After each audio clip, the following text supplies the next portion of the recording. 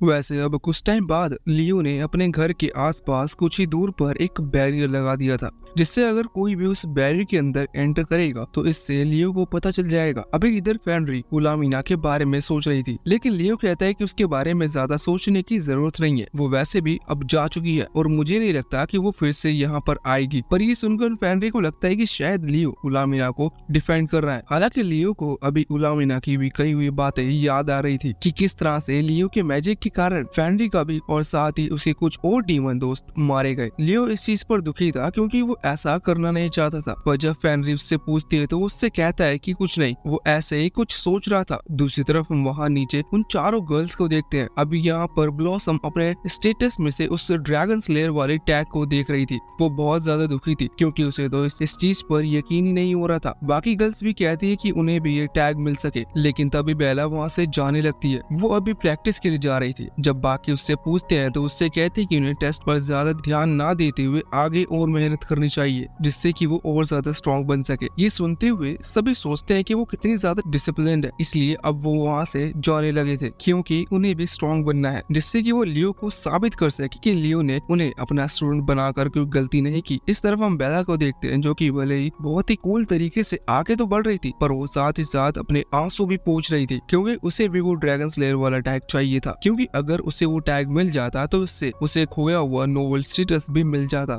जो कि उसकी फैमिली गवा चुकी है, और फिर उसके बाद वो फिर से अपनी फैमिली के साथ किंगडम में रह पाती और वो उतनी ही ज्यादा रिस्पेक्ट के साथ। लेकिन अब जो हुआ सो हुआ। वो उस पर उदास थी। तभी उसकी मुलाकात एक आदमी से होती है। वो अभी अपने किसी दोस्त को ढूंढते हुए यहाँ पर आया था। बेला उसे देखकर हैरान थी क्योंकि वो आदमी जंगल के रास्ते से आया है। जंगल में बहुत डीमंस होते हैं, इसी वजह से बेला हैरान थी कि आखिर ये सर्वाइव किस तरह से किया होगा। हालांकि उसे अभी थोड़ा सा डाउट तो था, लेकिन वो आदमी कहता है कि वो यहाँ पर लियो की वाइफ यानी कि फेनरी से मिलने के लिए आया है। तो इस चीज से बेला कंफर्म हो जाती है कि ये जरूर डार्क आर्मी से बिलोंग करता है। बेला ने तुरंत अपनी तलवार निकाल ली थी। वो पूछती है कि तुम हो कौन और तुम्हारा डार्क आर्मी से क्या रिलेशन है। पर वो आदमी कहता है कि हाँ वो डार्क आर्मी से तो है, लेकिन वो यहाँ किसी से लड़ने नहीं आया, वो बस फेनरी से मिलने के लिए आया है। वैसे अब फेनरी यहाँ नहीं थी, इसी वजह से वो एक मैसेज देकर जाने लगता है। साथ ही साथ वो बेला को अपने एक नकली नाम भी बताता है। जब उनके जाने के बाद तभी वहाँ पर लियो और फेनरी आते हैं। लियो बताता है कि उसने अपने स्टेटस में चेक किया कि बैरियर के अंदर किसी डीमन ने एंट्री ली। वैसे फेनरी जानती है कि वो डीमन कौन था। जब बेला नाम बताती है तो फेनरी कहती है कि वो फिर से अपना नकली नाम बता गया, उसका नाम गोजेल है और असल में वो डार्क आर्मी का डार्क लॉर्ड है।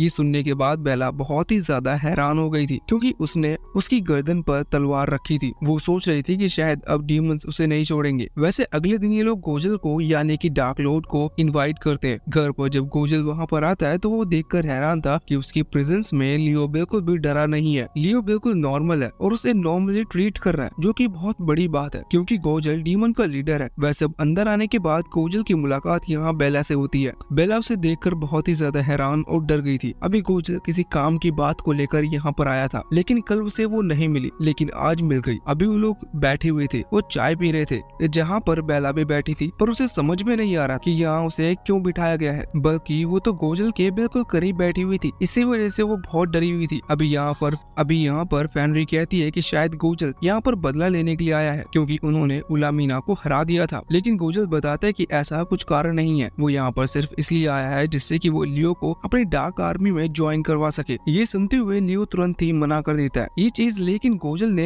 एक्सेप्ट नहीं की थी। वो हैरान था। वो कहता है कि तुम यहाँ जंगल में रह रहे हो, मुझे लगा कि तुम्हें ह्यूमंस पसंद है, इसी वजह से तुम यहाँ पर रह रहे हो, पर शायद ऐसा नहीं है। लियो कहता है कि तुम गलत समझ रहे हो, मैं जंगल में रह रहा हूँ इसका मतलब ये नहीं कि मैं ह्यूमंस को नफरत करता हूँ और तुम्हारा साथ दूंगा। और दूसरी चीज ये कि मैं तुम्हें मना कर रहा हूँ, इसका मतलब ये नहीं कि मैं एक ह्यूमन हूँ तो मैं ह्यूमन का साथ दूंगा। मुझे नहीं पता कि आखिर डीमन और हमारे बीच में लड़ाई क्यों चल रही है। साथ ही लियो कहता है कि वह इस वर्ल्ड में से नहीं है, इसलिए वो उनका साथ नहीं दे सकता। अभी गोजेल उसे वैसे तो स्टोरी बता रहा था, लेकिन वह ये नहीं बता रहा था क्योंकि लियो फाइट करना नहीं चाहता। पर जब लियो पूछता है तो वो कहता है कि इस लड़ाई की वजह से तुम्हें क्या बल्कि किसी भी ह्यूमन को पता नहीं होगी क्योंकि ये लड़ाई 500 साल पहले चल रही है। वो कहती हुई कि 500 साल पहले सबसे पहले डार्क लॉर्ड इस दुनिया में आया था, वह दूसरी वर्ल्ड से था। तब के टाइम डीमंस और ह्यूमंस में लड़ाई नहीं होती थी, लेकिन तब डीमंस को कोई रिस्पेक्ट भी नहीं देता था। इसी वजह से उस डार्क लॉर्ड ने फैसला किया कि वह डीमंस को भी रिस्पेक्ट दिलाएगा और फिर तब से यह वॉर शुरू हुई। यह वॉर तब से ही चलती आ रही है और अभी के करंट डार्क लॉर्ड मतलब कि गोजेल उस पहले वाले डार्क लॉर्ड लॉर्ड की 12th जनरेशन है। हालांकि वो बताता है कि उसका ऐसा कोई सपना नहीं है कि वो ह्यूमंस को हराकर उनके ऊपर राज करना चाहे। वह बस यहाँ पर इसलिए आया है क्योंकि उसे पता है कि लियो बहुत ही ज्यादा ताकतवर है और वो ऐसे किसी ताकतवर पावर को ह्यूमंस के हाथों लगने नहीं देना चाहता। और इतना कहते हुए वो अपनी डार्क एनर्जी को रिलीज करता है। साथ ही वो लियो को वार्निंग भी देता है और कहता है कि उसे डार्क आर्मी ज्वाइन करनी होगी। लेकिन लियो कहता है कि तुम अपनी पावर को कुछ ज्यादा ही स्ट्रॉन्ग समझ रहे हो। मैंने कह दिया कि मैं तुम्हारी डार्क आर्मी ज्वाइन नहीं करूंगा तो नहीं करूंगा। वैसे भी मेरे वॉर में जाने का कोई इरादा नहीं है। यह सुनने के बाद अभी गोजल ने तुरंत ही अपनी एनर्जी को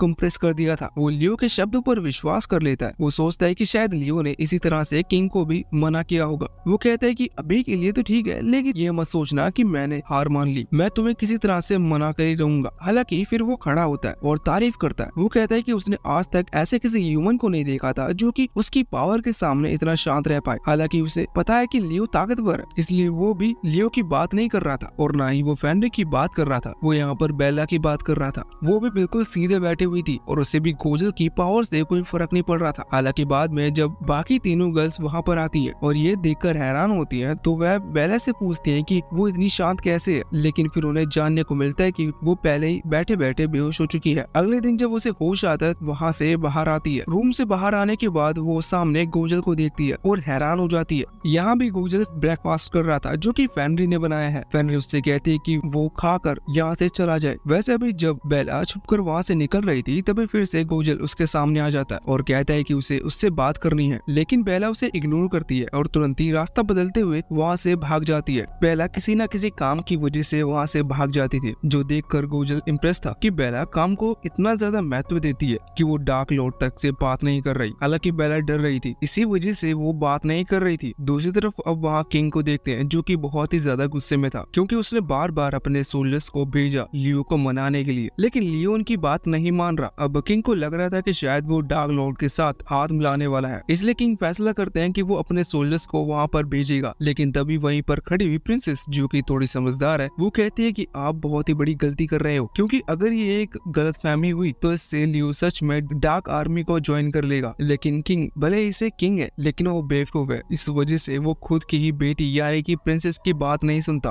और उसे चुप करा देता है। इतने में ही वहाँ पर दूसरे बेवकूफ की एंट्री होती है। ये वही वॉरियर था जिसे लियो के बाद समन किया गया था। ये किंग से कहते हैं कि आप बिल्कुल सही फैसला कर रहे हो, लियो को पकड़कर लाने में खुद जाऊंगा, बस इसके लिए आप मुझे बहुत सारे सोल्जर्स दे दो, मैं उसे जबरदस्ती हमारा ऑर्डर फॉलो करवाऊंगा। अब यहाँ से दूसरी तरफ हम डार्क लॉर्ड और उलामिना को देखते हैं। डार्क लॉर्ड अभी अपने किंगडम में आ चुका था जहाँ पर उलामिना उससे कह रही थी कि आप लगभग रोज ही वहाँ से लियो के लिए मिलने जाते हो, लेकिन ये बहुत ही खतरनाक हो सकता है क्योंकि आप अकेले जा रहे हो। इस पर गोजल कहता है कि ऐसा नहीं है, उसे लियो के ऊपर पूरा भरोसा है और वैसे भी उसे लियो को मनाना है तो उसे इस तरह से जाना होगा क्योंकि वहाँ पर अपनी आर्मी लेकर जाना उसे फोर्स करने जैसा होगा जिसे वो कभी नहीं मानेगा। इससे हमें पता चलता है कि गोजल सच में उस किंग से भी ज्यादा समझदार है। वैसे अभी उलामिना मन में सोच रही थी कि सारे डार्क आर्मी के सोल्जर्स अभी आपस में बात कर रहे हैं कि उनकी किंग का यानी कि डार्क लॉर्ड का वहाँ पर जाना सिर्फ लियो के लिए ही या इसका कुछ और भी कारण है। वैसे शक तो अब मुझे भी होने लगा है। इस तरफ हम वापस से लियो के पास आते हैं। वो अभी फेनरी के साथ बैठा हुआ था, एक टूल को देख रहा था जो कि उसने उस ड्रैगन की बॉडी की मदद से बनाया है जिसे उसने कुछ टाइम पहले खत्म किया था। वो सोच रहा था कि अगर वो इस टाइप के गियर खुद बनाने लगे और अगर ये सक्सेसफुल हो जाए तो उनसे वो एक अच्छा बिजनेस खड़ा कर सकता है। इससे उन लोगों को हेल्प मिलेगी एक दूसरे को सपोर्ट करने में। इस चीज पर फेनरी कहती है कि अगर सच में वो आपस में एक दूसरे को सपोर्ट करना चाहते हैं तो फिर वो चेंज की बात क्यों नहीं मान लेते, क्योंकि उसे इससे बहुत सारे पैसे मिलेंगे और साथ ही फिर वो अपनी मैजिक पावर का पूरी तरह से इस्तेमाल करेगा जिसमें उसे बहुत ज्यादा मजा आता है। लेकिन अब लियो कहता है कि नहीं, वो इसलिए लड़ाई नहीं कर रहा क्योंकि अब उसके पास बहुत ज्यादा पावर है और इतनी ज्यादा पावर होने के बाद भी वो ये समझ चुका है कि उसे ऐसे ही किसी के लिए भी लड़ने की जरूरत नहीं। अगर उसकी मर्जी होगी तो लड़ेगा वरना नहीं। इस पर फेनरी कहती है कि यही चीज उसको लियो के अंदर पसंद आती है। वैसे अब तभी वहाँ पर वो एक लड़की आती है और बताती है कि लियो से मिलने के लिए कोई आया है। बाहर वही वॉरियर था जिसे किंग ने भेजा है, वो यहाँ आता है और अपनी आर्मी के साथ ही आया हुआ था। वो लियो से कहता है कि उसके पास दो ऑप्शन है। पहला ऑप्शन ये कि वो किंग को ज्वाइन कर ले और उनकी मदद करे। दूसरा ऑप्शन ये कि अगर लियो इस बात को नहीं मान रहा तो उसका मतलब वो डार्क आर्मी के साथ मिला हुआ है। अगर सच में ऐसा है तो फिर उस वॉरियर को लियो को खत्म करना होगा। अबे इस चीज को सुनकर लियो कुछ कह नहीं रहा था, वो सिर्फ स्माइल कर रहा था, जो देखकर पहले वॉरियर को लगता है कि शायद लियो उसे इतनी सारी आर्मी को देखकर घबरा गया है।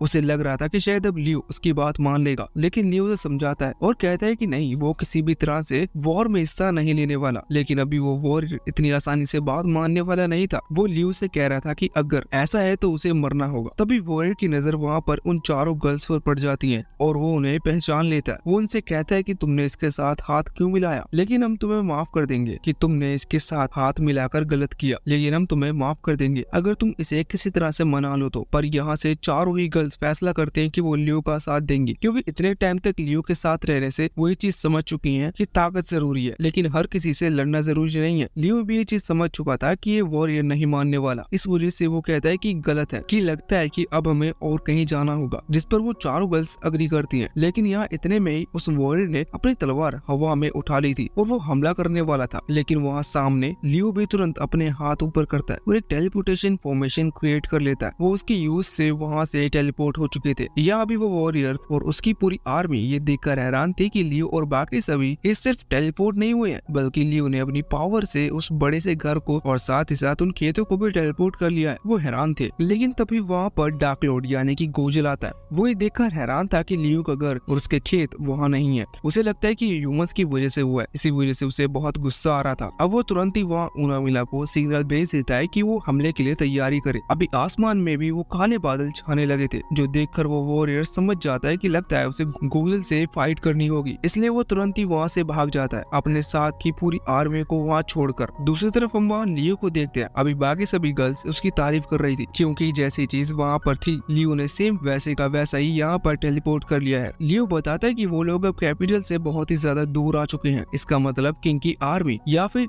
डार्क लॉर्ड की आर्मी कभी भी यहाँ तक इतनी आसानी से नहीं पहुँच पाएगी। अभी सुनकर सभी गर्ल्स खुश थी, लेकिन खासकर बेला खुश थी, क्योंकि उसे भी गोजल पर थोड़ा थोड़ा डाउट होने लगा था कि उसका यहाँ पर आने का कारण सिर्फ लियो ही नहीं है। वैसे अब लियो उन सभी से माफी मांगता है, क्योंकि उसने उन्हें इस तरह के प्रॉब्लम में फंसा दिया। लेकिन वो कहती है कि उन्हें इस चीज से कोई फर्क नहीं पड़ता, वो खुश है। तभी फेनरी कहती है कि अब हमें इस नई जगह पर आ गए हैं, इसलिए हमें सेलिब्रेट करना चाहिए। इसलिए वो सब अपने इस पुराने घर के अंदर पार्टी के लिए चले जाते हैं। इसके बाद यहाँ से सीन चेंज होता है और हम वहाँ किंग के पास आते हैं। अभी लियो के घर के गायब हो जाने की वजह से डार्क लॉर्ड ने उस वॉरियर पर और उस आर्मी पर हमला कर दिया था, जिसकी वजह से वो आर्मी दौड़ते हुए सीधा वापस से अपने किंगडम में आ जाती है और उनके पीछे पीछे वो डीमंस भी आ जाते हैं। अबे किंगडम को प्रोटेक्ट करने के लिए जो नेदर गेट था, डार्क आर्मी वहाँ पर हमला कर रही है। यहाँ पर किंग के साथ ही उन्हें बता रहे थे कि वो बहुत बड़ी प्रॉब्लम में फंस चुके हैं, उन्हें जल्द से जल्द कोई डिसीजन लेना होगा जिससे वो इस सिचुएशन से निकल सके। अभी यहाँ वो किंग पूछता है कि आखिर वो वॉरियर कहाँ पर है। वो चाहता था कि वो वॉरियर से सिचुएशन को संभाले, लेकिन उसके वो साथी बताते हैं कि वो वॉरियर खुद डर कर ही छिपा हुआ है, उसे ढूंढने में कोई फायदा नहीं है, आपको ही कोई डिसीजन लेना होगा। फिर किंग कहते हैं कि ठीक है, तो किंगडम के अंदर से सारे मैजिशियन को बुलाओ और उनसे कहो कि हम प्योरिफिकेशन स्पेल की तरफ से आए हैं, प्योरिफिकेशन स्पेल की तैयारी कर रहे हैं। दूसरी तरफ वहाँ डार्क लॉर्ड अभी उलामीना से कह रहा था कि हमें हमारी आर्मी को यहाँ से लेकर जाना होगा। उलामीना कहती है कि हम ऐसा क्यों कर रहे हैं, हम बहुत ही सही सिचुएशन में हैं, अगर हम अभी हमला करें तो उन ह्यूमंस को हरा सकते हैं। पर इस पर डार्क लॉर्ड मतलब गोजल कहता है कि नहीं, मुझे लग रहा है कि ह्यूमंस प्योरिफिकेशन स्पेल का इस्तेमाल करेंगे और अगर उन्होंने ऐसा किया तो इससे हमारे कई सारे साथी मारे जा सकते हैं। वैसे गोजल का सोचना बिल्कुल सही था, क्योंकि वहाँ पर ह्यूमंस ने उस प्योरिफिकेशन स्पेल को कास्ट कर लिया। अब इसके बाद हम वापस से लियो के पास आते हैं। यहाँ पर हम देखते हैं कि अभी लियो टाउन से लौट कर आया था। उसे देखकर फेनरी आज हद से ज्यादा खुश लग रही थी। लियो बताता है कि वो वही गियर स्पेल के लिए गया था जो उसने ड्रैगन की बॉडी की मदद से बनाए थे। उसने उनका प्राइस पूछा और साथ ही साथ वो आर्मर का भी प्राइस पूछ कर आया है, जिससे कि अगर सिर्फ गियर से काम ना चले तो वो आर्मर का बिजनेस भी कर सकते हैं। अब तभी बेलरी कहती है कि क्यों ना हम कुछ घोड़े भी पाल लें जिनसे हम एक बग्गी तैयार कर सकते हैं, इससे फिर मैं भी कंट्रीब्यूट कर पाऊंगी हमारे मंथली बजट में। साथ ही ब्लॉसम कहते हैं कि उसे भी ये चीज सही लगी। वो बोलती है कि हम वेजिटेबल भी सोच सकते हैं और ये काम मैं संभाल लूंगी। अभी बेला और ब्लोना दोनों ही बहुत ज्यादा उदास थे, क्योंकि उनके पास कोई टैलेंट नहीं है और ऐसा कोई आइडिया भी नहीं है जिससे वो पैसे कमा सके इन्हें कंट्रीब्यूट करने के लिए। लेकिन लियो इनसे कहता है कि उन्हें चिंता करने की जरूरत नहीं, क्योंकि जब तक उन्हें कोई आइडिया नहीं मिल रहा तब तक वो अपनी कॉम्बैट स्किल को इम्प्रूव करने में टाइम स्पेंड कर सकते हैं। अब इसके बाद हम फिर से किंगडम में आते हैं, जहाँ पर वो मंत्री लोग बता रहे थे कि डार्क आर्मी वहाँ से वापस लौट गई है। शायद ऐसा प्योरिफिकेशन स्पेल की वजह से हुआ था। वो ये भी बताते हैं कि ये स्पेल 3 महीने तक रहेगा, मतलब 3 महीने तक डार्क आर्मी फिर से उस सेम रास्ते से उन पर हमला नहीं कर सकती। हम देखते हैं कि ये बात असल में वही वो मंत्री लोग प्रिंसेस को बता रहे थे, क्योंकि किंग की हालत अभी खराब है, क्योंकि उन्होंने भी उस मैजिक स्पेल को कास्ट करने करने में अपना भी कंट्रीब्यूशन दिया था। इसी वजह से बाकी कुछ मैजिशियन के साथ वो भी रेस्ट कर रहे हैं, क्योंकि जिन जिन ने वो स्पेल कास्ट करने में हेल्प की थी उन सभी की एनर्जी पूरी तरह से खत्म हो चुकी है, इसलिए उन्हें रिकवर करने में बहुत टाइम लगेगा। यहाँ पर प्रिंसेस कहते हैं कि जब तक उसके फादर की तबीयत ठीक नहीं होती तब तक किंगडम के सभी काम को वो संभालेगी, और सबसे पहला काम सभी को ये करने को कहती है कि वो उस वेयर के ऊपर से उसका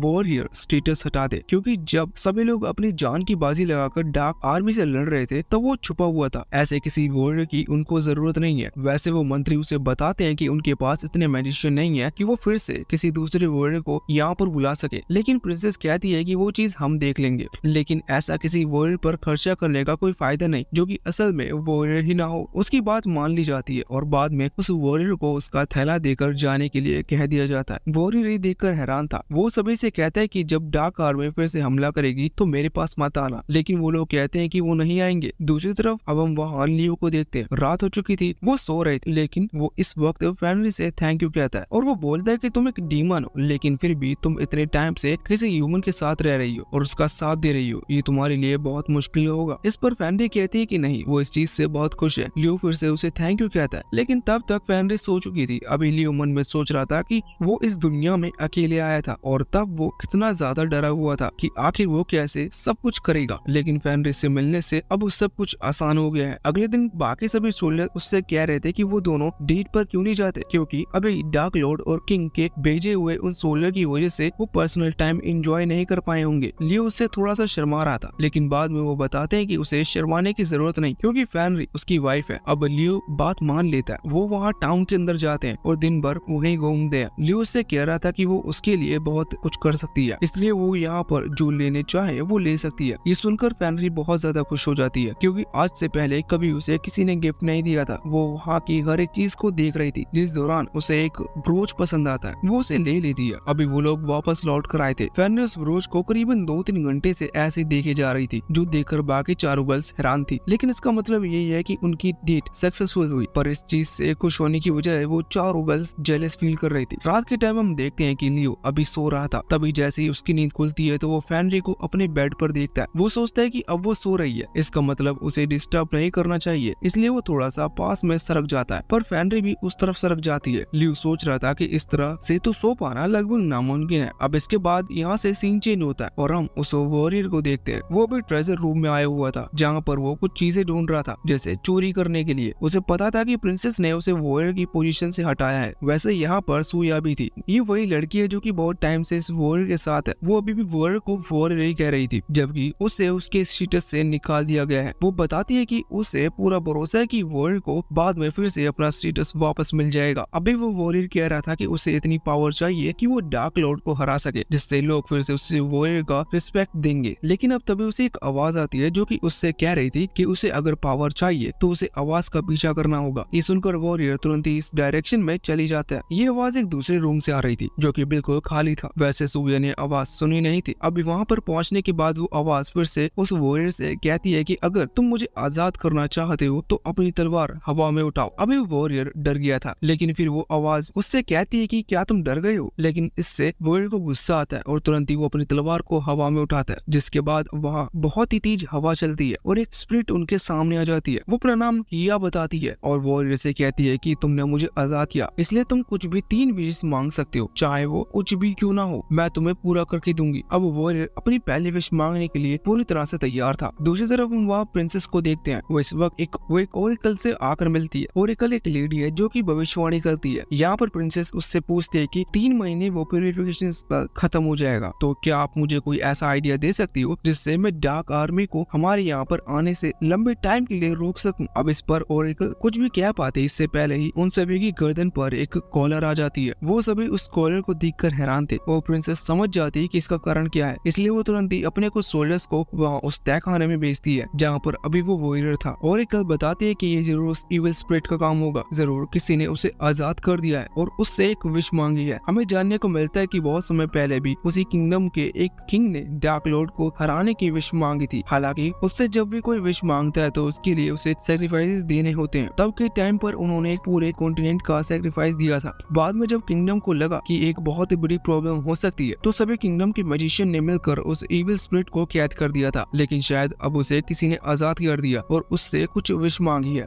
जब प्रिंसेस यही बात कहती है तो सभी लोग हैरान हो जाते हैं और समझ जाते हैं कि कॉलर उनकी गर्दन को काट देगा, क्योंकि सेक्रीफाइस के तौर पर उस स्पिरिट ने इन सभी की गर्दन मांगी है। हालांकि वो लोग तब तक जिंदा है जब तक कि वो स्पिरिट जिसने भी उससे विश मांगी है उस विश को पूरा नहीं कर देती। अभी ओरेकल लेडी तुरंत ही वो सामने अपने कुछ कार्ड्स निकालती है और पहले तो वो ये कहती है कि हमें उस आलसी वॉरियर को ढूंढना होगा क्योंकि अब वही हमें बचा सकता है। लेकिन अपने कार्ड्स में देखने के बाद वो कहती है कि वो लियो ऑलरेडी समन कर चुका है। वो सभी लोग कहते हैं कि शायद वो ये वही एडवेंचर होगा जिसे किंग अपने साथ करने के लिए बार बार मना रहे थे। वो फैसला करते हैं कि वो लोग वहाँ पर लियो को ढूंढने के लिए जाएंगे, लेकिन प्रिंसेस कहती है कि नहीं, उसे ढूंढने के लिए हम सभी को जाने की जरूरत नहीं, उसे मैं खुद ढूंढने के लिए जाऊंगी। वहाँ दूसरी तरफ हम लियो को देखते हैं जो कि अभी अभी एक शॉप पर अपने उस ड्रैगन स्किन की मदद से बनी हुई शील्ड को लेकर आया था। वो उसे सील करने की कोशिश कर रहा था। यहाँ पर वो शॉप ओनर उस शील्ड को देखकर हैरान था क्योंकि उसने सुना था कि एक सील है जो कि ड्रैगन की बॉडी से बने हुई आइटम सील कर रहा है। वह लियो से कहता है कि वो इस चीज से मुंह मांगे पैसे देने को तैयार है, लेकिन इसके बदले में लियो को जो भी ऐसा सामान हो वो उसे ही सील करना होगा। लियो कहता है कि उसे इस चीज में खुशी होगी। हालांकि वो ये भी कहते हैं कि मुझे कुछ डीलर्स के कॉन्टेक्ट भी चाहिए क्योंकि मैं उनसे कुछ चीजें खरीदना चाहता हूँ, साथ ही जो आइटम आप नहीं खरीदते मैं उन्हें बेच सकता हूँ। इस पर वो शॉप ओनर अग्री करता है और उसे डीजल देने के लिए हाँ कर देता है। साथ ही कहता है कि उसे तो हेल्प करने में खुशी होगी। यहाँ पर बाहर हम अभी फेंड्री और बेला को देखते हैं जो कि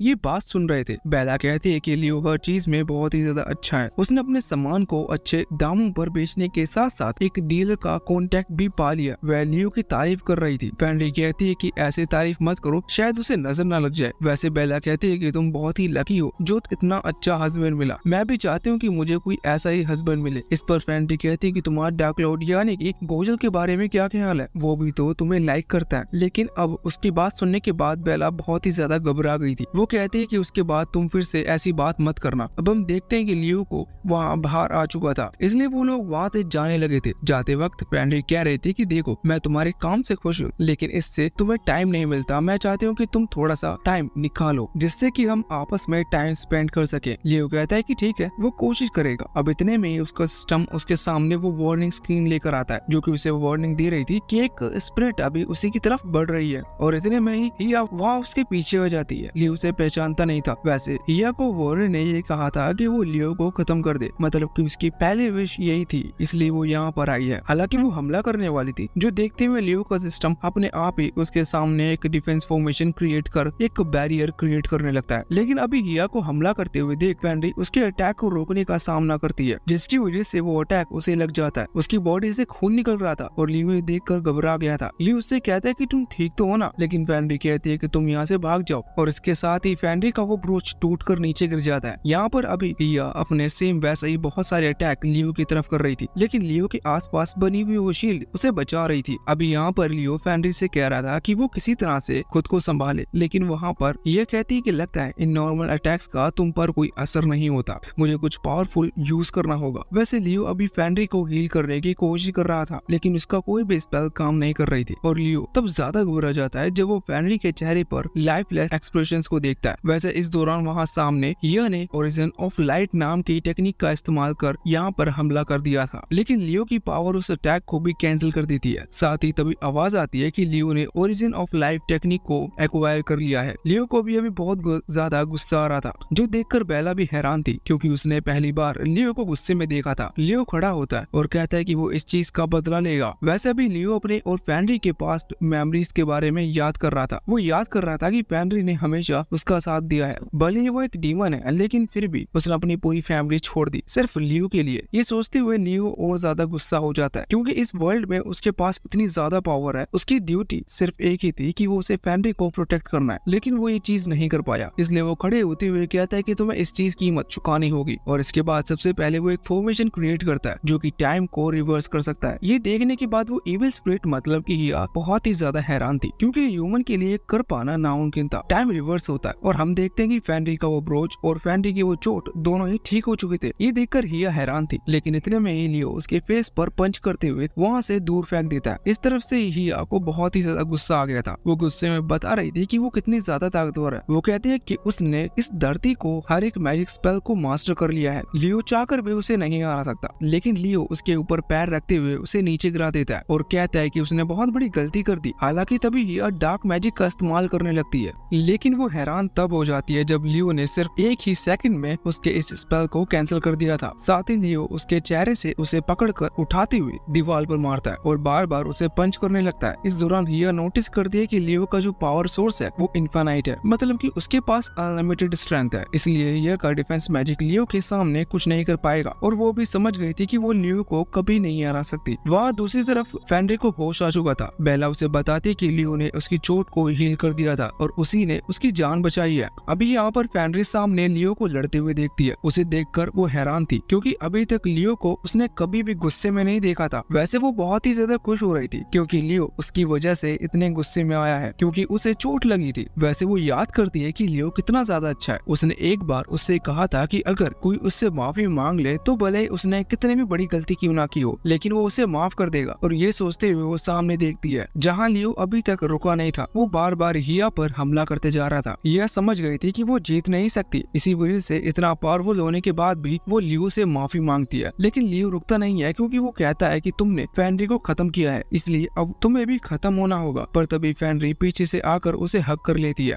और रुकने को कहती है और कहती है कि हिया तुमसे माफी मांग रही है, तुम्हें उसे माफ कर देना चाहिए। लियो अभी फेनरी को बिल्कुल ठीक देखकर पहले तो थोड़ा सा हैरान हो जाता है, लेकिन फिर उसे याद आता है कि उसने खुद ने टाइम को रिवर्स किया था। वो अभी बहुत ही ज्यादा खुश था। वो दोनों ही एक दूसरे को हक करते हैं। वैसे वहाँ दूसरी तरफ हम देखते हैं कि प्रिंसेस अभी कुछ मैजिशियन की हेल्प लेकर टेलीपोर्ट होते हुए वहाँ जंगल के दूसरी तरफ आ चुकी थी। वो अभी उन मैजिशियन से माफी मांग रही थी क्योंकि वो मैजिशियंस पहले ही रिकवर नहीं कर पाए हैं, लेकिन फिर भी वो उन्हें उसे टेलीपोर्ट करने के लिए अपनी मैजिक पावर का इस्तेमाल कर रहे थे। हालांकि वो कहती है कि हमें किसी भी तरह से लियो को ढूंढना होगा और न हम में से कोई भी जिंदा नहीं बच पाएगा। लेकिन तभी अचानक से उनकी गर्दन पर लगे हुए वो कॉलर टूटकर नीचे गिर जाते हैं। प्रिंसेस कहती है कि इसका मतलब जरूर वो स्पिरिट उस विश को पूरा करने में नाकामयाब हो गई होगी जिसने उसे प्रॉमिस किया था। दूसरी तरफ अब हम वहाँ किंगडम के अंदर आते हैं जहाँ पर कुछ सोल्जर्स अभी उस तहखाने तक पहुँच गए थे, लेकिन वहाँ का गेट बंद था। वो आवाज लगा रहे थे कि अंदर जो भी हो वो बाहर आ जाए, भागने का कोई दूसरा रास्ता है नहीं। इसी वजह से यहाँ अंदर वो वॉरियर बहुत घबरा रहा था। वो सोल्जर से कहता है कि शायद उस स्पिरिट ने हमें धोखा दे दिया, उसने हमसे झूठ कहा। लेकिन तभी उसे फिर से वही सेम आवाज सुनाई देती है जिसके अंदर वहाँ फिर से एक स्पिरिट निकलती है और सूर्या की बॉडी के अंदर घुस जाती है, जिसके बाद सूर्या के वो कपड़े पूरी तरह से बदल चुके थे। अभी वॉरियर इतना ज्यादा बेवकूफ है कि वो सोच रहा था कि शायद सूर्या को मैजिक यूज करना आ गया होगा, इसी वजह से वो अपने कपड़े चेंज कर पाई। लेकिन सूर्या की बॉडी से वो स्पिरिट कहती है कि उसका नाम डेमिलिना है और इसके बाद अब वो वॉरियर को थैंक्स कहते हुए उसे घुटने पर ले आती है। वो उसे थैंक इसलिए कह रही थी क्योंकि उस वॉरियर ने पहले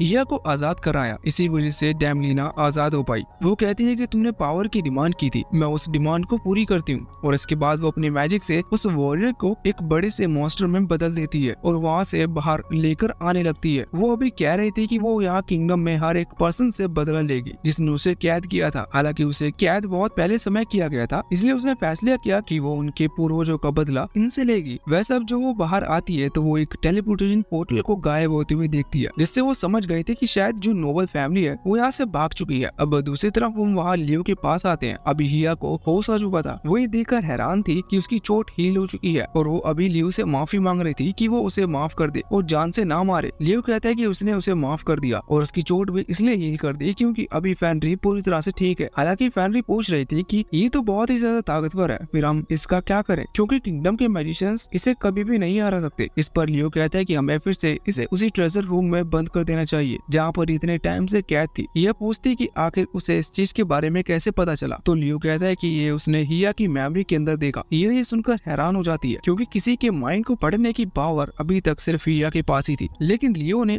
इस स्किल को कॉपी कर लिया जो कि करना नामुमकिन है। वैसे लियो को अभी इस बात की वो टेंशन थी कि अगर फिर से ऐसा कुछ हुआ और तब वो यहाँ पर नहीं हुआ या फिर किसी ने उससे और कुछ विश मांगी तो फिर से ये स्पिरिट हमला करेगी। इस चीज को देखते हुए फेनरी कहती है कि ये तो फिर क्यों ना हम हिया को अपना सर्वेंट बना ले। लियो ये बात सुनकर हैरान था क्योंकि उसे एक और सर्वेंट नहीं चाहिए, पर फेनरी जब ये कह रही थी तो वो सोचता है कि शायद वो इसके लिए हाँ कर सकता है। हालांकि वो कहता है कि क्या तुम्हें इस चीज से कोई प्रॉब्लम नहीं है क्योंकि हिया ने तुम्हें चोट पहुंचाई थी, क्या तुम उससे गुस्सा नहीं हो। इस पर फेनरी फ्रस्ट्रेट होकर चिल्लाती है और कहती है कि नहीं, वो हिया से गुस्सा नहीं है बल्कि वो खुद से गुस्सा है क्योंकि वो इतनी कमजोर है कि हिया के एक ही अटैक से वो लगभग मारी गई थी। उसे और ज्यादा स्ट्रॉन्ग बनना होगा। वो कहती है कि इस वजह से मैं हिया को अपना सर्वेंट बनाना चाहती हूँ। अब फेनरी की बात मानते हुए लियो दोस्ती का हाथ आगे बढ़ाता है और कहता है कि अगर तुम प्रॉमिस करो कि तुम किसी को भी चोट नहीं पहुंचाओगी तो मैं तुम्हें माफ कर सकता हूँ। ये सुनने के बाद हिया बहुत ही ज्यादा हैरान हो जाती है। उसे लगता है कि ह्यूमंस हमेशा बदला लेने के बारे में सोचते हैं। इसी वजह से उसने बहुत समय पहले फैसला किया कि वो किसी की विश तो को पूरा करेगी, लेकिन इसके बदले कुछ ना कुछ सेक्रीफाइस उससे जरूर लेगी। लेकिन अभी लियो के बिहेवियर को देखते हुए वो बहुत ही ज्यादा हैरान हो गई थी और अब वो भी अपने हाथ आगे बढ़ा देती है और खड़े होकर कहती है कि अब से मेरा मैजिक और मेरी बॉडी सिर्फ तुम्हारे लिए है, तुम जो मुझसे कहोगी मैं वो करूंगी। वैसे लियो उससे माफी मांगता है क्योंकि उसने तब उसे मारा था।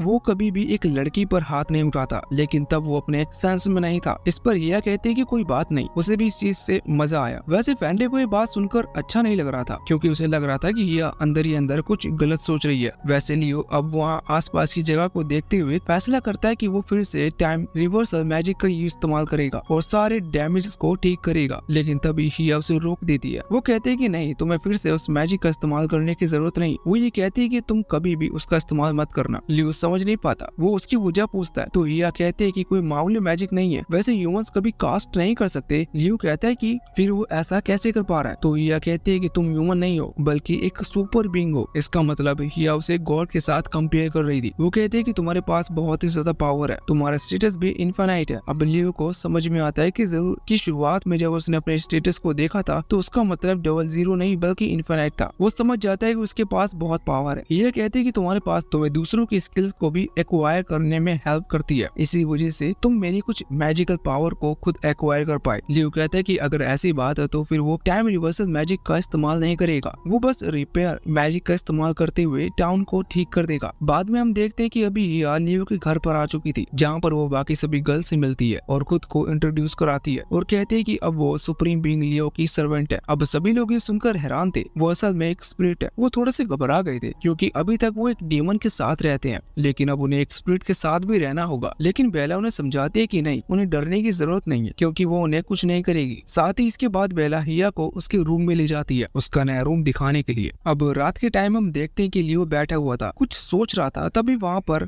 बेला आ जाती है और कहती है कि तुम क्या सोच रहे हो। लियो सोच रहा था कि हिया ने उसे बताया कि उसके पास बहुत ज्यादा पावर है, लेकिन लियो को नहीं पता कि वो इस पावर का कैसे इस्तेमाल कर सकती है। इस पर बेला कहती है कि उसके पास इतनी पावर नहीं है, लेकिन वो भी कई चीजों को लेकर कंफ्यूज रहती है। जैसे कि अभी जितना टाइम उसने लियो के साथ गुजारा है, वो ये चीज समझ चुकी थी कि जो लोग उन्हें दोस्त दिखते हैं वो असल में उनके दोस्त नहीं है, और जो दुश्मन दिख वो दुश्मन नहीं है। दोस्त के बारे में बात करते हुए वो वहाँ किंग और उस वॉरियर की बात कर रही थी, और दुश्मन मतलब फेनरियर डीमन। वो कहती है कि अगर लियो फेनरियर के साथ नहीं देती और उसे नहीं समझाती तो वो अभी अपनी तलवार लेकर इंसानों के खिलाफ लड़ रही होती। जबकि ये बात कोई सेंस नहीं बनाती क्योंकि डीमंस कभी भी इंसानों से फालतू में नहीं लड़ते। बहुत पहले कुछ कारण बने जिसकी वजह से ह्यूमंस और डीमंस के बीच में लड़ाई शुरू हुई। अब भले ही वो कारण पैदा करने वाले खत्म हो चुके हैं, लेकिन फिर भी ये लड़ाई चलते आ रही है, जबकि किसी को भी लड़ना नहीं चाहिए, इससे किसी को कुछ मिलने वाला नहीं है। लियो को भी उसकी बात सही लगती है। वैसे अब जब लियो अपने कमरे में आता है तो वहाँ पर फेनरी को देखता है जो कि थोड़ी सी परेशान थी और सोच रही थी कि लियो उसके पास आता है और उससे पूछता है कि वो क्या सोच रही है, जिस पर फेनरी अचानक से उसे पकड़ लेती है और कहती है कि क्या वो अब स्पिरिट मैजिक का भी यूज कर पाता है, तो क्या वो टेलीपोर्टेशन के थ्रू अपने रियल वर्ल्ड में वापस लौट जाएगा। वो कहती है कि अगर वो सच में वापस जाने वाला है तो उसे ही साथ लेकर जाए क्योंकि वो यहाँ पर अकेले नहीं रह सकती। ये बात लियो के दिल को छू जाती है। वो कहता है कि वो इतने अच्छे वर्ल्ड से भी नहीं आया कि वो वहाँ पर वापस लौटना चाहे। वो ये भी बोलता है कि वो कभी वापस नहीं लौटेगा। साथ ही वो ये कहता है कि फेनरी सच में उसकी वाइफ बन सकती है क्योंकि आज जब उसने फेनरी को सिर्फ कुछ ही मिनट्स के लिए खोया तब वो समझ गया था कि वो फेनरी को कितना पसंद करता है। ये सुनने के बाद फेनरी हैरान थी क्योंकि लियो ने कभी उसे इस तरह से बात नहीं की। वो बहुत ही ज्यादा खुश थी और कहती है कि मैं तुम्हें शुरुआत से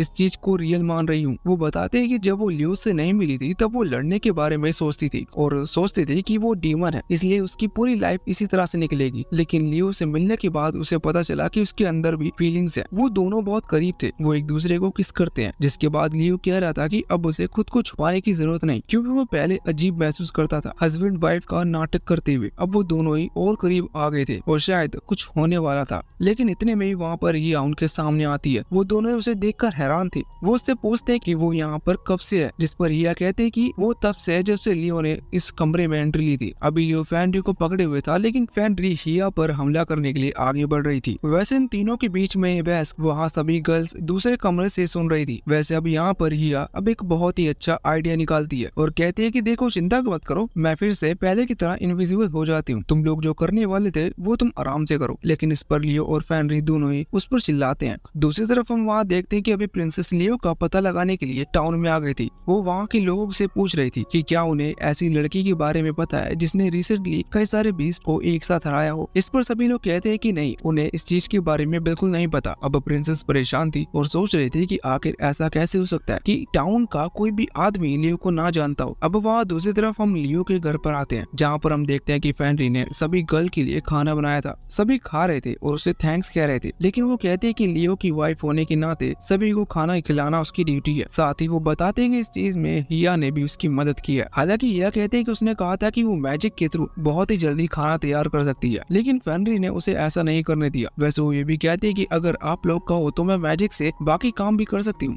यहाँ पर उसके बाकी काम से मतलब ब्लोसम, ब्लोना, बेला और बेलरी के कामों से था। अब वहाँ पर वो तीनों ही बैठी थी। वो सोच रही थी कि अगर सच में ये हमारे भी काम छीन लेगी तो लियो हमें नल्ला समझेगा। वो नहीं चाहती थी कि उनका काम कोई और करे। वैसे लियो नोटिस करता है कि हिया की इस बात के बाद वो तीनों गर्ल्स अभी थोड़ी सी उदास लग रही थी। अब कुछ देर बाद हम देखते हैं कि ब्लोसम खाना खाने के बाद ही अपने खेत में बहुत मेहनत से काम करने लगी थी। वो पूरी मेहनत से काम कर रही थी जिससे कि हिया उसे रिप्लेस ना करे। वहाँ दूसरी तरफ बेलरी अभी वहाँ उन घोड़ों को बहुत ख्याल रख रही थी। वैसे भी अब बहुत टाइम हो चुका है, इसी वजह से उनकी कुछ ज्यादा ही अच्छी दोस्ती हो गई है। इसके बाद हम ब्लोना का देखते हैं। वो अभी अपने कमरे में थी। वो सोच रही थी कि वो अपनी फैमिली को खुश करने में कामयाब नहीं हो पाई। असल में उसका भाई और उसके फादर दोनों ही किंगडम के मैजिशियन में काम करते हैं और वो एक अच्छी रैंक पर है। तो उसकी फैमिली चाहती थी कि वो अभी आगे चलकर एक मैजिशियन बने और किंगडम आर्मी को ज्वाइन करे, लेकिन अभी वो नाइट ही नहीं बन पाई। उसने पहले ही उन्हें मना कर दिया। इसलिए वो सोच रही थी कि अब जब ऐसा हो ही गया है तो मतलब उसे और ताकतवर बनने की जरूरत नहीं है। लेकिन फिर उसे ये भी याद आता है कि लियो उसे मैजिक सिखाने के लिए कितनी मेहनत कर रहा है। वो सोचते कि मैं उसकी मेहनत को बेकार नहीं जाने दे सकती, मुझे मैजिक सीखना होगा। वो फैसला करती है कि वो इस दुनिया के सभी मैजिक स्पेल को सीखेगी। लेकिन अब तभी वहाँ से कुछ आवाज आती है। वो जब वहाँ बाहर आती है तो वो देखती है कि जंगली घोड़ा ब्लोसम के खेत खराब कर रहा है और साथ ही अब वो उन पर हमला भी कर रहा था। जो देखते हुए ब्लोना तुरंत ही सामने एक शील्ड क्रिएट कर लेती है। हालांकि अब उसी समय वहाँ पर बेला आई थी। वो बताते हैं कि घोड़ा उसे जंगल में मिला था, उसे बहुत शांत लग रहा था, इसलिए वो उसे यहाँ पर ले आई। उसे पता नहीं था कि ये ऐसी गलती करेगा। हालांकि उसी दौरान वहाँ पर बेलरी की एंट्री होती है। वो सबसे पहले ब्लोसम से कहते हैं कि वो अपने उस रैबिट को, जो कि अभी फिर से मॉन्स्टर फॉर्म में आ गया है, उसे वापस से रैबिट बनने को कहे, जिससे कि ये घोड़ा डरे नहीं। अब जब वो ऐसा कर लेती है तो उसके बाद बेलरी आगे बढ़ती है और उसकी तरफ से घोड़े के ऊपर बैठकर उसको शांत कर देती है। ये देखकर वो सभी शॉक थे और उसकी तारीफ कर रहे थे। हालांकि अभी बेलरी को एक और आइडिया आता है। वो कहती है कि क्या हो कि अगर हम यहाँ पर और जगह ले लें और अपने घर के यार्ड को और ज्यादा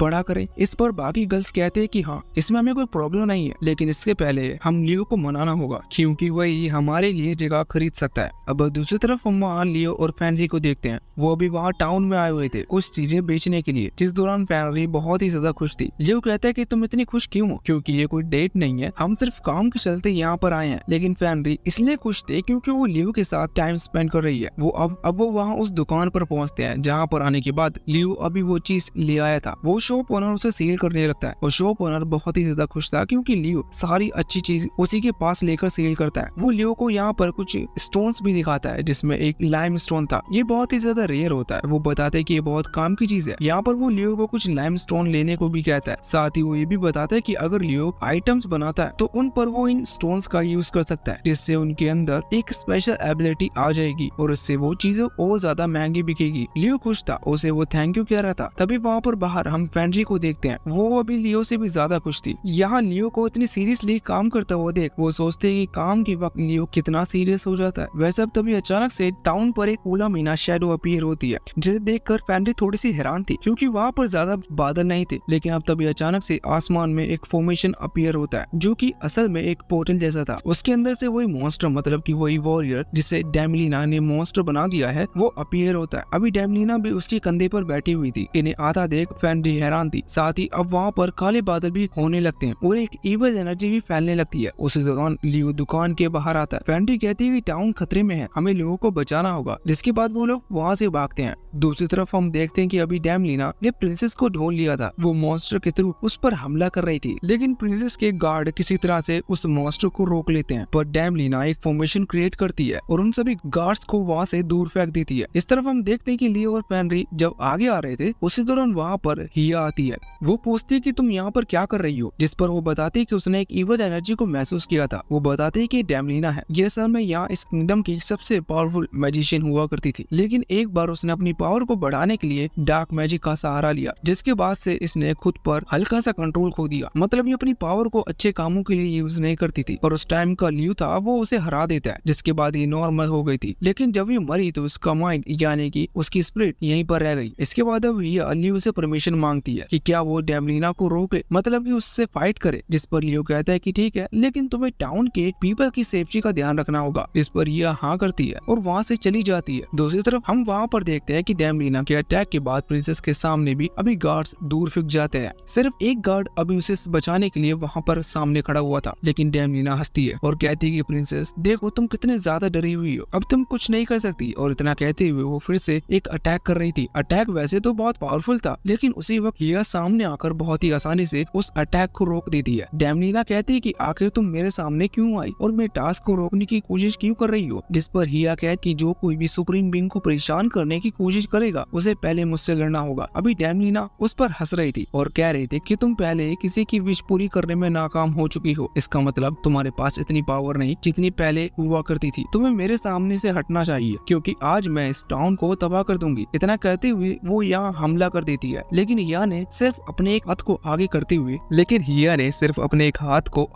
हुए बिना किसी ज्यादा पावरफुल मैजिक स्पेल के उसके अटैक को रोक दिया था। वो कहती है कि तुम्हें बात पता नहीं होगी कि इस वर्ल्ड का कोई भी मैजिक मेरे ऊपर काम नहीं करता, इसलिए तुम कोई सा भी स्पेल यूज कर लो, लेकिन तुम मुझे कभी हरा नहीं सकते। ये सुनकर डेमलिना को गुस्सा आता है और वो कई सारे पावरफुल अटैक करने लगती है, लेकिन सभी अटैक यहाँ पर हिया बहुत ही आसानी से रोकते जा रही थी। लेकिन अब तभी डेमलिना उसे वर्ल्ड के ऊपर अपने स्पेल का इस्तेमाल करती है, उसे अग्रेसिव बना देती है, साथ ही उसने उसकी पावर भी बढ़ा दी थी, इसलिए वो वॉरियर सीधा आगे बढ़कर अब टाउन को तबाह करने वाला था। लेकिन अचानक से ही डेमलिना का वो स्पेल कैंसिल हो जाता है जो कि लियो ने किया था। वो भी वहाँ पर आ चुका था क्योंकि वो पहले टाउन के लोगों को बचाने के लिए गया था, जिससे कि वो उन्हें वहाँ से दूर ले जा सके। हालांकि अब उसने अपने काम कर लिया है तो वो खुद ही डेमलिना को रोक सकता है। अभी हिया उससे माफी मांग रही थी, इसलिए कि उसकी वजह से उसे खुद यहाँ पर आना पड़ा, पर लियो कहता है कि उसका काम हो गया है, इसलिए वो यहाँ आया। तभी हिया दूसरी तरफ मुड़ती है और डेमलिना को एक स्पेल में कवर करते हुए अपनी तरफ खींच लेती है। उसने सोया की बॉडी के अंदर से डेमलिना की स्पिरिट को निकाल लिया था और वो बाद में उसे एक और यानी कि गोली की तरह बनाकर खा जाती है और कहती है कि मैंने अपने माइंड में उसे पनिशमेंट दूंगी। ऐसा करने के साथ ही मैं कोशिश करूंगी कि वो भी अब से आपकी सर्वेंट बन जाए। वैसे प्रिंसेस समझ चुकी थी कि असल में यही वो वॉरियर है जिसे उन्होंने सबसे पहले समन किया था। वो तुरंत ही पहले खुद को इंट्रोड्यूस करवाते हुए बताती है कि वो प्रिंसेस एलिजाबेथ है और कहते हैं कि हमने पुराने वॉरियर को निकाल दिया क्योंकि वो किसी काम का नहीं था, प्लीज आप वापस से अपनी वॉरियर की पोस्ट को ज्वाइन कर लीजिए। जिस पर लियो कहता है कि नहीं, उसे इस चीज में कोई इंटरेस्ट नहीं है। वो कहता है कि तुम किसी ऐसे को ढूंढो जो पावरफुल भी हो और ह्यूमैनिटी के लिए कुछ करना भी चाहता हो। मैं तो अपनी वाइफ के साथ बहुत ही खुश हूँ, इसलिए मुझे इस सब में नहीं पड़ना। ये सुनकर प्रिंसेस एलिजाबेथ बहुत ही हैरान थी। अब यहाँ लियो वापस अपने घर आता है तो वो अभी ब्लॉसम, बेला और बैलरी तीनों ही लियो से कह रही थी कि क्या वो कुछ और जगह ले सकता है। वो बताते हैं कि अगर लियो उन्हें थोड़ी सी और जगह लेने में हेल्प करे तो वो ब्लॉसम अपने खेत को बढ़ा सकती है, जिससे कि फिर और ज्यादा खेती होगी और सब्जियां उगेंगी और जगह ज्यादा होने की वजह से बैलरी भी कुछ मैजिकल बीस्ट को पकड़कर उन्हें टेम कर पाएगी, जिससे कि फिर वो बाद में उनके काम आएंगे। साथ ही वो एक बगी का आइडिया भी देती है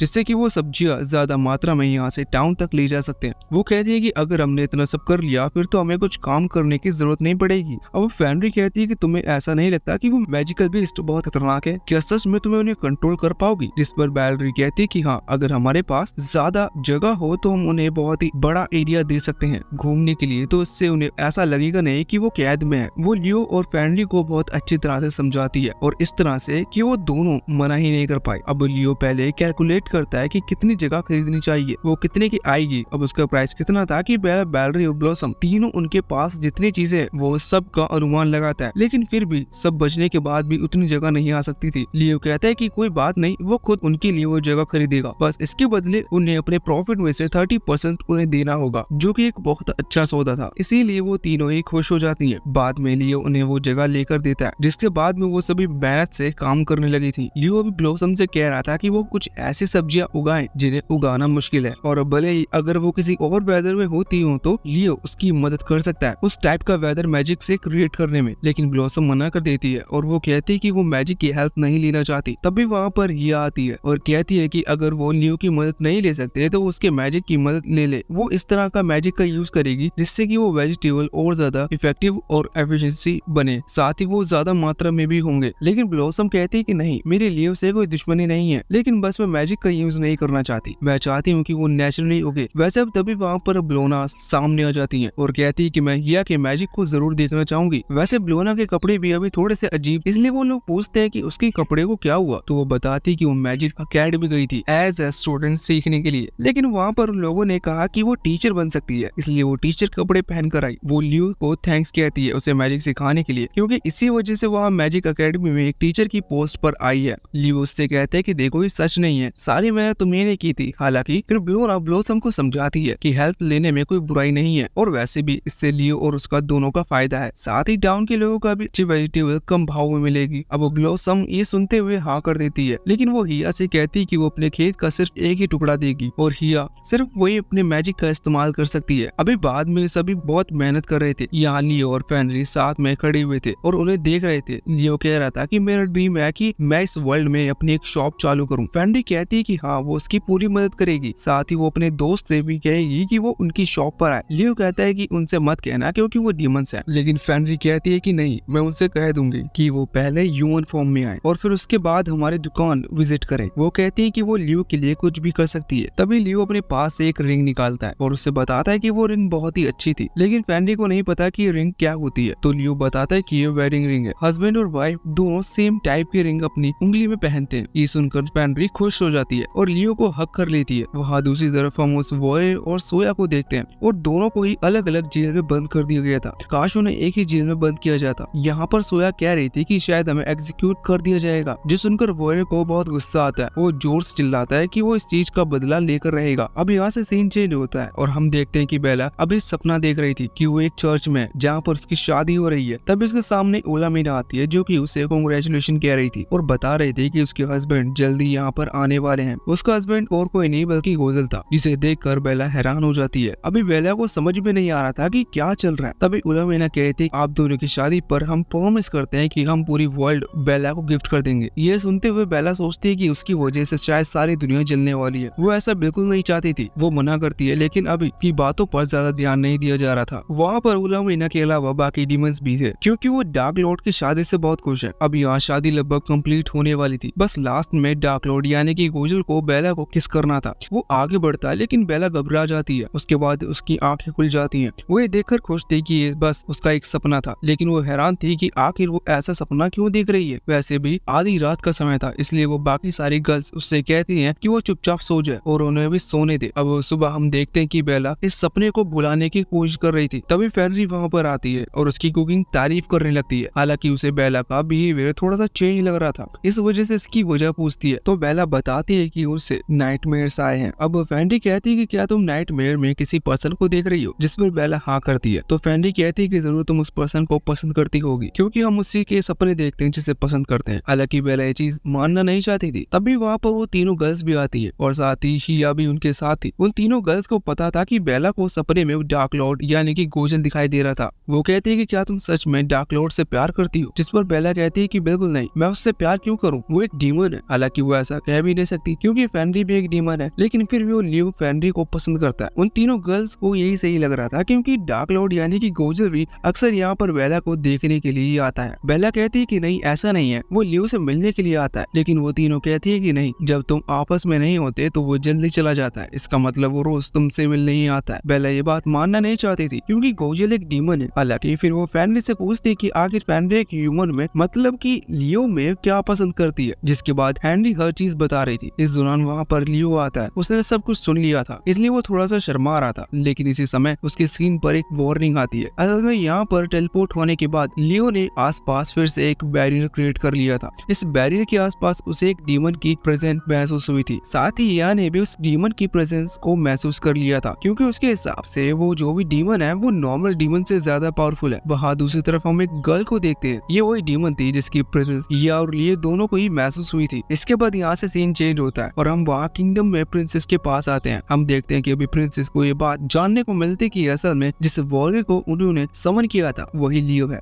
जो सुनकर वो थोड़ा सा ज्यादा हैरान थी। इस चीज का पता उसे इस तरह से चलता है कि जब लियो ने टाउन को प्रोटेक्ट किया था और प्रिंसेस उससे ज्वाइन होने को कह रही थी, तब तब लियो ने मना कर दिया था और उसे एक बैग दे दिया था जिसके अंदर पैसे थे। ये वही पैसों का बैग था जो कि किंग ने लियो को दब दिया था जब लियो यहाँ पर गलती से समन हो गया था और उसे वहाँ से भागना था क्योंकि ये कॉइंस और किसी के पास नहीं है। इसीलिए प्रिंसेस समझ गई थी कि लियो ही असल में वो लड़का है जिसे उन्होंने शुरुआत में समन किया था और वो ये भी जानती थी कि वो इसलिए हाँ नहीं कर रहा क्योंकि शुरुआत में इनका बिहेवियर उसके लिए बहुत ही बेकार था। वैसे तभी एक गार्ड वहाँ पर आकर बताता है कि जो दूसरा वॉरियर था और उसके साथ जो लड़की थी वो जेल से भाग चुके हैं। प्रिंसेस तुरंत ही ऑर्डर देती है कि सभी एडवेंचर और सोल्जर से कह दो कि वो उनका पता लगाए, जो भी उन्हें ढूंढेगा उन्हें इनाम दिया जाएगा। साथ ही प्रिंसेस को बुरा लग रहा था क्योंकि शुरुआत में उसने उस गोल्डन हेयर वाले वॉरियर को चुना था जबकि वो तब लियो को भी चुन सकती थी, लेकिन लियो के पास पावर्स नहीं थी इसलिए उसका फैसला गलत नहीं था। दूसरी तरफ हम वहाँ उस वॉरियर और सोया को देखते हैं। वो दोनों अभी जंगल में थे और वो सोल्जर उनके पीछे पड़े हुए थे। यहाँ हमें जानने को मिलता है कि वो वॉरियर अपने साथ एक बैग उठाकर ले आया है जो कि उसे ट्रेजर रूम में मिला था, मगर उस बैग के अंदर में थोड़ा सा पानी और एक चेस्ट रखी हुई थी। उस चेस्ट के अंदर एक शॉवल थी जिससे वो सिर्फ गड्ढा कर सकता था, लेकिन वो मैजिकल शॉवल है। अब तभी वो गार्ड्स वहाँ उन झाड़ियों के पीछे आते हैं जहाँ ये दोनों छुपे हुए थे, लेकिन अब वहाँ कोई था नहीं क्योंकि वॉरियर ने एक बहुत ही बड़ा गड्ढा खोद दिया था। हालांकि अब उस गड्ढे में तो वो आ गए थे लेकिन वहाँ से निकलना उन्हें नहीं आता क्योंकि ये गड्ढा कुछ ज्यादा ही गहरा है।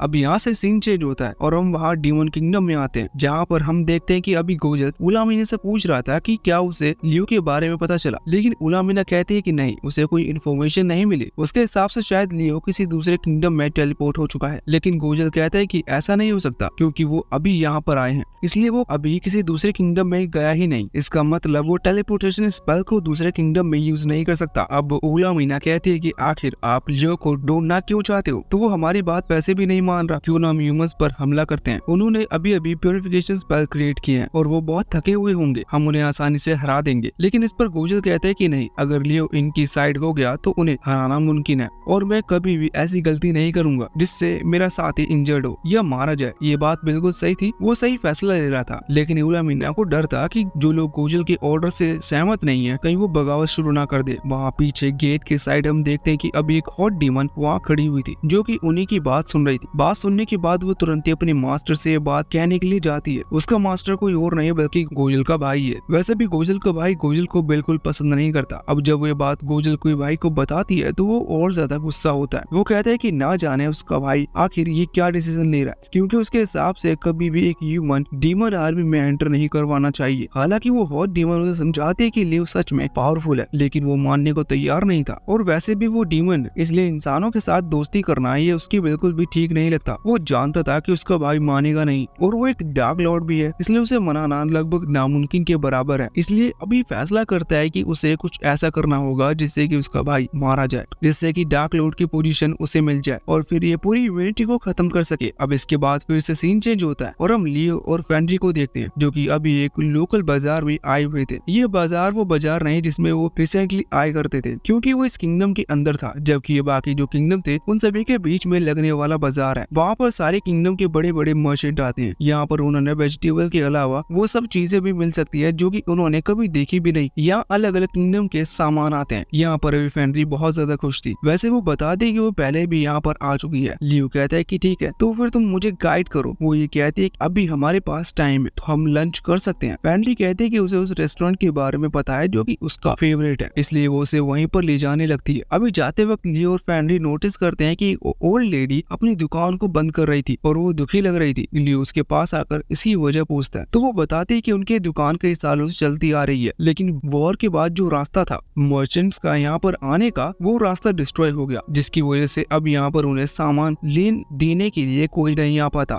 और इसीलिए उनकी दुकान उन्हें बंद करनी पड़ रही है। लियो अभी इसके लिए कुछ नहीं कर सकता था, इसलिए वो वहाँ से चला जाता है, लेकिन वो दुखी था क्योंकि वॉर यहाँ नहीं होती। वॉर होती है यहाँ से बहुत दूर, लेकिन फिर भी उस वॉर की वजह से उनकी जगह भी इफेक्ट हो रही है। अभी फेंड्री भी इस चीज से बहुत दुखी थी, लेकिन ये देखते हुए लियो उसे और कुछ शॉप्स दिखाता है जो कि अभी नई खुली हैं। इन्हें देखकर फेंड्री खुश थी। वैसे अब वो उस रेस्टोरेंट की तरफ बढ़ रहे थे, लेकिन तभी वहाँ पर बेला आ जाती है और कहती है कि वो उन्हें ट्रीट देगी। हालांकि फेंड्री और लियो नहीं समझ रहे थे कि वो उनकी डेट को खराब क्यों कर रही है, बल्कि वो उसकी ऑफर को एक्सेप्ट कर लेते हैं और उससे पूछते हैं कि वो क्या ट्रीट दे रही है। तो वो बताती है कि उसकी रैंक बढ़ चुकी है और अब उसे जो रिवॉर्ड मिला था वो और ज्यादा मिलेगा। इसी खुशी में वो उन्हें आज ट्रीट दे रही है। वो खुश थे, लेकिन इसी दौरान वहाँ पर ही आती है। वो बताते हैं कि उसे एक बहुत पावरफुल एनर्जी महसूस हुई थी जो कि इसी जगह पर आ रही है और वो जानती थी कि लियो और फेनरी यहाँ यहीं पर हैं, तो उनके ऊपर कोई खतरा ना हो इसलिए वो यहाँ पर आई। लेकिन अब बाद में उन्हें जानने को मिलता है कि ये पावरफुल एनर्जी असल में डार्क लॉर्ड की थी। अब वो यहाँ पर आया था। उसे देखकर बेला हैरान थी कि आखिर वो यहाँ पर कर क्या रहा है। लेकिन फिर बाद में ये लोग उसे भी वहाँ उस रेस्टोरेंट पर ले आते हैं, जहाँ पर आकर वो बताता है उसके साथ ही उन्हें इस जगह पर एक पावरफुल बैरियर नोटिस किया था, इसलिए वो खुद ही देखने आया है कि आखिर ये बैरियर क्या है और किसने बनाया है। वैसे वो खासकर अभी बेला से बात करना चाहता था, लेकिन बेला बात नहीं कर रही थी क्योंकि वो शर्माती है। अब इसलिए गोजल खाने पर ज्यादा कंसंट्रेट करता है। वैसे लियो बताता है कि बेला बहुत अच्छा खाना बनाती है। बेला सोच रही थी कि आखिर ये ऐसी बात क्यों कर रहा है, लेकिन इस चीज से गोजल और ज्यादा इम्प्रेस था और वो भी आज मोटिवेट हो चुका था बेला को अपनी हाउस वाइफ बनाने के लिए। हालांकि अब वो थोड़ी काम की बात भी करता है। वो लियो से कहता है कि लियो उसके साथ हाथ मिला ले। वो वही सब पहले भी बात बता रहा था, लेकिन लियो फिर से पोलाइटली उसे मना कर देता है। अभी बेला हिम्मत करके गोजल से कहते है कि वो उसके दोस्त को खुद के फायदे के लिए यूज क्यों करना चाहता है, लेकिन इस पर गोजल कहता है कि नहीं, वो ऐसा नहीं कर रहा, वो सिर्फ अपनी आबादी को बचाने के लिए लियो से हेल्प मांग रहा है। लियो कहता है कि तुम साथ में भी तो रह सकते हो, क्योंकि मैं और फेनरी दोनों साथ में, तो वैसे ही डीमंस और ह्यूमंस भी साथ में रह सकते हैं। इस पर हिया कहते हैं कि ऐसा नहीं हो सकता, क्योंकि डीमंस की बॉडी में से एक पॉइजन टाइप और निकलता है। अगर वो इंसानों को टच हुआ तो इंसान मारे जाएंगे। लेकिन लियो कहता है कि नहीं, उसे तो मैं स्पेल से रोक सकता हूँ। पर तभी गोजल कहता है कि एक और प्रॉब्लम है, हम डीमंस में से कुछ डीमंस के अंदर ब्लड थ्रस्टे होते हैं, जो कि उन्हें इंसानों की ब्लड की तरफ अट्रैक्ट करती है। इसलिए वो कहता है कि अब मुझे चलना चाहिए। वैसे तो मैं बस इतना देखने के लिए आया था कि फेनरी ठीक है कि नहीं। अब उसके जाने के बाद ये लोग खाना कंटिन्यू करते हैं और खाने के बाद ये भी जानने लगते हैं कि लियो जाते वक्त ही सोच रहा था कि उसके पहले वाले